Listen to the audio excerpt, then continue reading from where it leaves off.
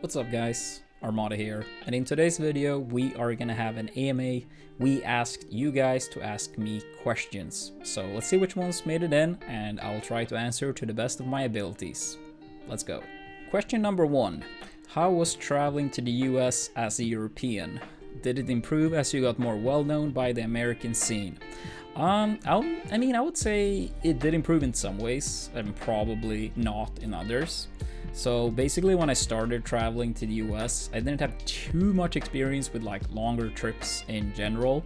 Going to the US was, pretty annoying in that sense.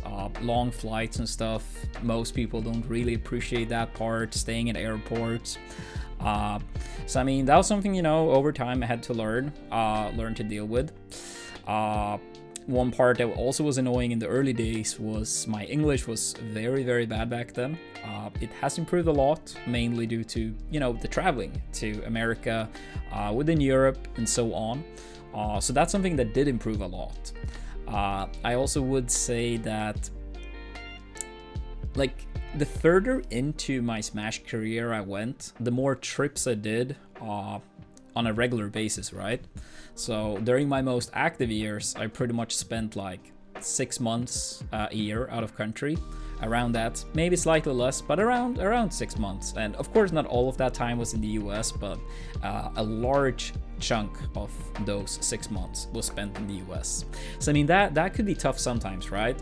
Like, don't get me wrong, it's fun to, travel, go to tournaments and, see your friends, compete, all of that. But when you spend that much time away from home, it's very easy to start getting homesick. And honestly, all the traveling and being away from home was something that was really taking its toll on me eventually. So, I think it's fair to say that in most ways it got harder, even though it did get easier in some ways, mainly due to, the language not being a barrier any longer. But amount of time spending away from home, I would say it got harder. But yeah, it depends on what, how you look at it, I would say. Question number 2. What Melee player/players are you rooting for these days? So, if we look more locally based, I have a good friend of mine called Meaty, up-and-coming Marth player from Gothenburg. He's a player I want to see do well. He's gotten some good wins lately, so I hope he keeps it up. If you're talking more on a global, the biggest stage, often I'm rooting for IBDW. Really, really good friend of mine. Went to one of the summits to coach him. So that's of the North American scene, he would be the player I'm rooting for the most. But of course, as someone, from Sweden, I love to see people from Sweden or Europe do well when they go to the US. I always think it's a good thing if esport titles have a bigger diversity in terms of where people are from. And it's something I want to see more and more in Melee. Of course, it's hard due to how old the game is. It's not easy for new countries and new places to catch up. Of course, with Slippy and stuff, that's better these days for sure, but it's still not the easiest thing to overcome. So it's always nice to see more places getting representation at the biggest stage. So a lot of the players from over here, I will always support them. Question number 3. What's your relationship with Melee and its community post-retirement? So that's a pretty big question. My relationship with the game itself. I do play it once in a while, not too often. Me and Android try to play teams every now and then. Most of the time when we do, we end up streaming it. So yeah, every now and then. And then Meaty comes over sometimes as well. For sure was more prior to the pandemic and stuff. I play it every now and then. I still love Melee. It's still my favorite game, and I don't see that ever changing. So I still enjoy playing it, but it's a difference between playing once in a while for fun and dedicating your life to it. So I would say my relationship to the game itself is still, good. I still love the game, as I said. I'm just, more playing it whenever I feel for it, if that makes sense. My relationship with the community, it depends. I mean, most of my friends are in some capacity from the Smash scene, right? Whether they still compete or they used to compete, it's people I met through the community one way or another.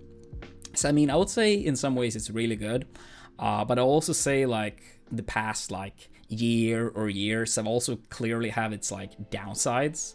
A lot of people being, if you want to put it like more bluntly, very rude, disrespectful, not really respecting my decision, and so on. So that's been, a little bit like a roller coaster. Sometimes it's like not too much, and then sometimes like it goes up and it's a lot, and then not really too much. But then often if something happens in the community, some tournament or some controversy or whatever, then like a lot more of this focus is like back up again. And like at its worst, they even went to like a few people literally wishing death upon me due to me not competing in Melee any longer, which is absurd and honestly fucked up. I think that's really, really shitty. And I mean, I think like with the internet, like some people just feel like they can say and do whatever they want because there are no real consequences, right? So that's like a huge flaw with internet, social media. And I think in my case, because the peak, if you want to call it like that, the peak of the hate was never really close to like when I stopped initially. It's like something that like more grew a bit over time. And I mean, I probably have said some things that maybe I should have phrased better. But like, I do think a large portion of it as well is like things I have said got entirely twisted, basically to the point of like not even being what I said or meant. And despite trying to make effort of like explaining like, this is what I meant, and I apologize for not being more clear from the start, trying to like make things more, make it more clear what I mean, right? Then I feel like certain things have like, it's almost like it was pushed a different narrative. And I mean, I feel like a lot of those things pushed more hate towards me. So yeah, regarding what I said or have not said, my intentions, what I want for the game and the scene, I feel like a lot of these things have been like going on for a long time, and a lot of people have been like totally fine with it, at least from my point of view. Of course I'm biased because this is about me, right? So naturally I will have some bias in this particular topic, right?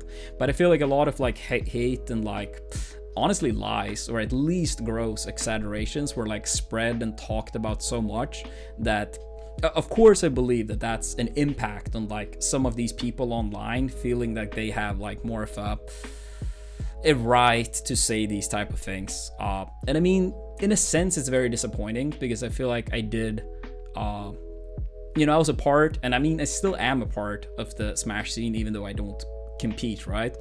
So I mean, I was a part of the scene, and have been a part of the scene for, over half my life, right?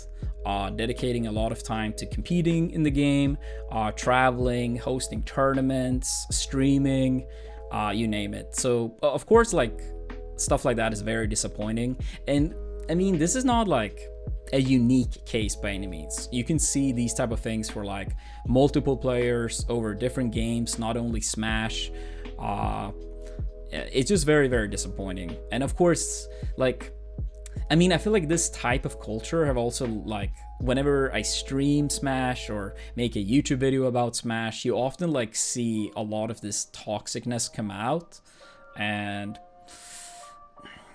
I don't know. It's just a huge shame. And the time periods where it's less, I do appreciate them. But yeah, I'm not really sure what I can do, if there is anything I can do, because I feel like a lot of it has just gone, or it did go to the point where it's like, I just kind of have to accept it, which sucks. But I don't know. I think we as a community can do more to like decrease hate thrown around. Question number 4. How do you currently feel with your SM64 progress, and where do you see yourself a year from now with the game? So I feel fairly good with my progress in SM64. If I would go back in time and change one thing, I would more like, how do you say, practice more before runs and have save states. Save states is such an amazing thing. When you're practicing speedrunning, it just speeds up the progress of like repetitively practice the same thing over and over, and it's more fun as well. Certain like tricks might be very annoying if you don't have save states. Like you get one chance, then you literally have to like jump off the level, re-enter the level, and get one chance, and so on. So since I didn't have save states for my first 2-3 months, something like that, I did way less practice before doing runs than I would have liked to, and I think it did slow down my progress by quite a bit. But besides that, I would say I'm pretty happy with the progress. I've more been trying to have an approach of like improving fairly fast, but also try to keep the stream in a good spot, because runs are more fun, right? So I'm trying to find an approach where I can improve at a pretty solid pace, but also keep the stream in a good spot. So taking that into account as well, I would say, yeah, I feel pretty happy. A year from now, I'm hoping I still play the game. I'm still very much liking it. I've never had any feelings of like, how do you say, getting tired of the game or anything.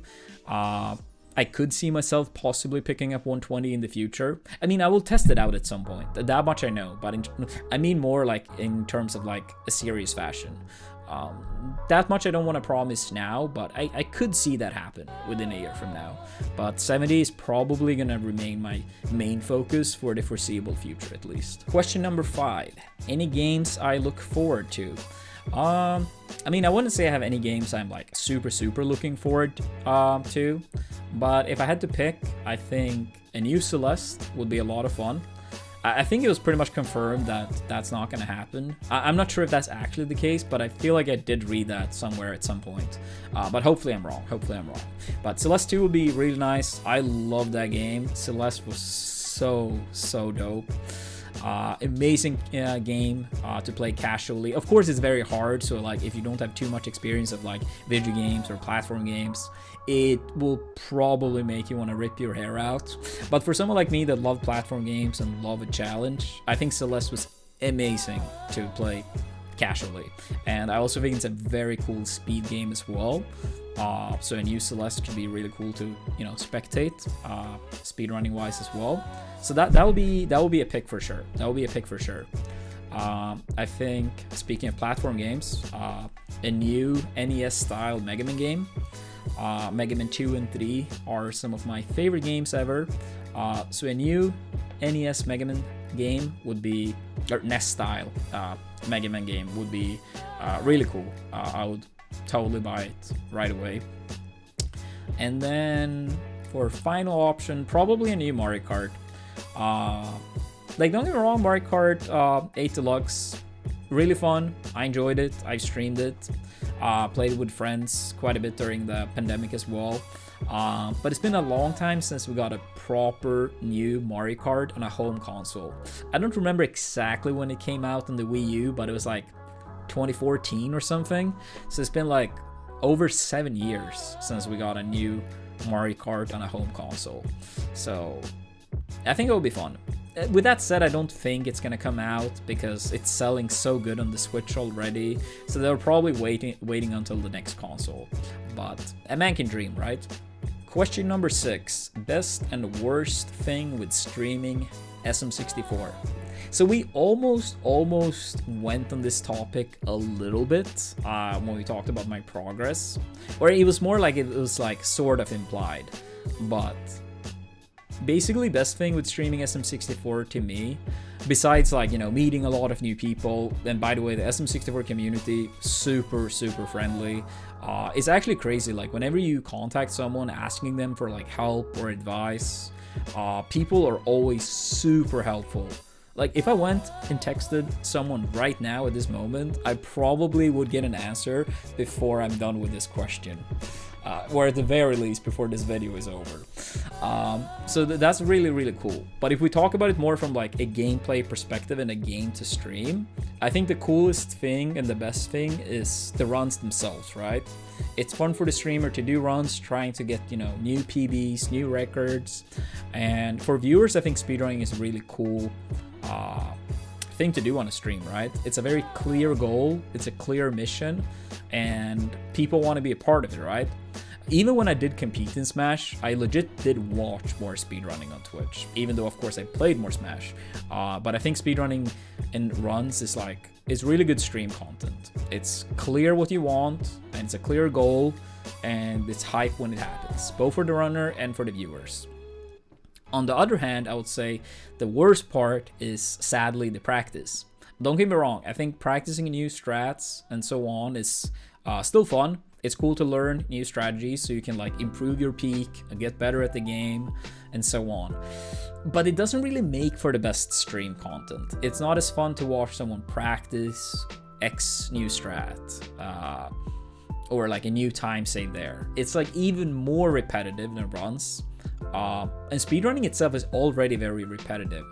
And you lose this type of like goal. I mean, sure, I guess you could be like, oh, I want to get this time with this new strat, but it's not going to be the same thing, right? So both in terms of like viewership, subs and stuff like that, practice is always like tougher for streamers that do speedrunning, I feel, because naturally people are not going to tune in as much. But yeah, maybe you guys have some suggestions on what I could do to improve that aspect.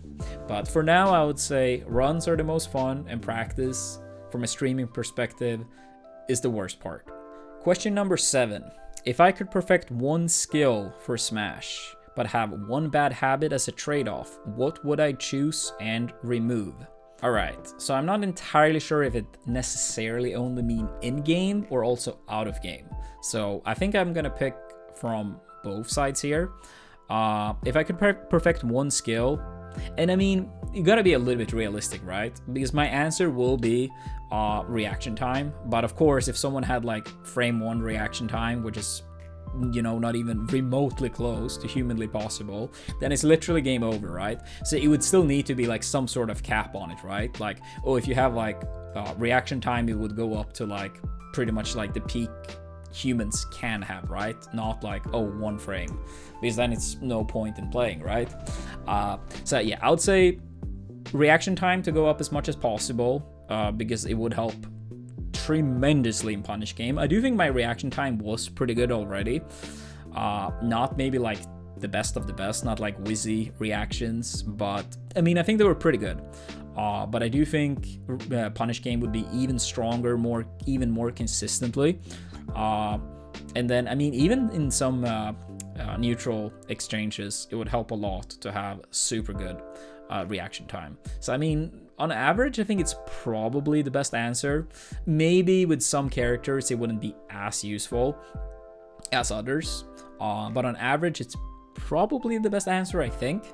Unless I'm forgetting something now on the spot. And my bad habit, this will be out of game. So maybe this is not the most fun answer, but I would say my bad habit out of game would be, and this could backfire. But I will say it anyway, hoping it wouldn't backfire as much. And it would be being more reckless with sleep. Basically what I mean here is that, so I have and still do have big sleep issues, mainly on hotels. And in before people mention like tournament nerves, yada yada, even if I have like a regular vacation, Smash is not, you know, on the table whatsoever, I just can't sleep at hotels. I literally can't. I wake up every like 40 minutes to an hour consistently, like over the whole night. So even if I go to bed like 10 hours, 12 hours ahead of time trying to get enough sleep, it's literally not possible. Like, it's not possible to like wake up and feel rested whatsoever. So like for years at tourneys, like let's say you check into the hotel Thursday, right? Because the tournament starts Friday. And then I pretty much woke up like, I don't know, somewhere between 7 to like 13 times. And then that happens each night over the course of the whole tournament. So that's gonna be like somewhere between 21 and 39 times waking up. So it's like possible, like it's not possible to ever feel rested. And it could backfire, because if I'm more reckless with not going to bed as early, then maybe it's like it gets worse to the point where it would affect even more than I envisioned it. But the way I look at it is that if it's already that bad, would it actually like make up enough of a difference for it to be the worst, or would it be the best? I think that would be the best bad habit to have, because it's sort of already impacted me badly without being a habit. I don't know. I don't know. That's just the way I look at it. Maybe a bit silly, but still. And maybe also the perfect reactions would kind of compensate for some of the bad sleep too. So it would like cancel it out a little bit. So yeah, I think that would be the best answer probably. Question number 8. When you played Melee for the first time, what were your initial thoughts? And if you remember, which one was your favorite character? So first time I played Melee, I actually, so this was the day before Melee came out in Europe. I knew it was gonna come out the day after, so I stayed in school after school was over in that area and played with some friends. And then I made it back home shortly before dinner, which I often did back then. And when I came back home, I can hear that upstairs that the TV is on and someone is playing video games. Not unusual, right? But I did not like immediately recognize what game was played. So I like quickly made sure to get upstairs, and I do see Neolas and Android play a Bowser Ditto on Pokemon Stadium, and for some reason they have Melee. And apparently the game had arrived to the store early. They called Neolas, who had like reserved or booked the game, and he basically was allowed to pick it up the day prior. So if I didn't stay, you know, and play with my friends, maybe I could sneak in and play the first game. But that was apparently their very first game. Bowser Ditto on Pokemon Stadium. Ironically, I actually don't remember my first game. The Bowser Ditto was, I guess, too memorable to remember my own first game. But my favorite character, if not from the start, then at the very least close on, was Pikachu. Pikachu with a more Ash-esque cap or hat was my main character for a long time. Back then, believe it or not, Bulbasaur was actually not my favorite Pokemon. He was one of my favorites, but Pikachu was my favorite back then. So yeah, maybe I just wanted to play him because I liked him outside of Smash. Like I mained Yoshi in Smash 64 early on because I liked Yoshi. So I don't know, maybe that had part to do with it. I'm actually not fully certain. It's been too many years, I guess. But yeah, the initial thoughts as well, like I loved Melee from the start. Me, Neolas, and Android, all three of us had it as our favorite game from like the first day we played it, and it's remained the case ever since. So we loved the game, and like even though we didn't pick it up competitively for our first roughly 3 years, like the game came out in May 2002 in Europe, and me and Neolas went to our first tournament in February 2005. So yeah, almost 3 years. We still play the game like probably close to every single day in those 3 years, or at least it felt like it, besides like family vacation. Like it was always the game to go to, and even if a new game came out, had our attention for a little bit, we very quickly came back playing Melee. So we love the game from the start, and we still do, and we always will do. Alright guys, that was all the questions for this video. If you liked the video, please make sure to give it a thumbs up, subscribe to the channel, and if you want us to make more AMAs in the future, feel more than free to leave your own questions in the comments, and who knows, maybe that question makes it into the next video. Peace.